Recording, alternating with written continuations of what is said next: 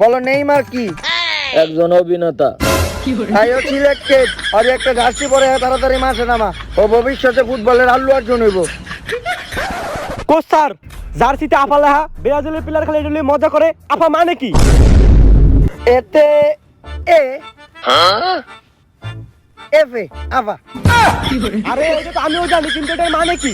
মানে তোর জানতে হইব কে? তুই খেললে খেল নাইলে জায়গা। এমন না তুই খুব ভালো খেলো, তোর আগের বারের রেকর্ডও খুব একটা ভালো না। যা খেলার তো ডিমারিয়ে গেলে, এমনকি কুবা একটা গোল দিয়ে ডিমারিয়ে দিতেছে। কোচ স্যার, এইটাই আমার শেষ বিশ্বকাপ, এরপরে আমি অবসরে যাবো, তাই এই বিশ্বকাপটা আমার নিতেই হইব। তোর এই অবসরের নাটক অন্য কারোর কাছে জয় করবি। 2014 থেকে দেখতেছি, এখন 2022। তোকে ম্যাডামের কাছে আমার পাওয়ার গেছে গা, কিন্তু তোর নাটক আর গেল না।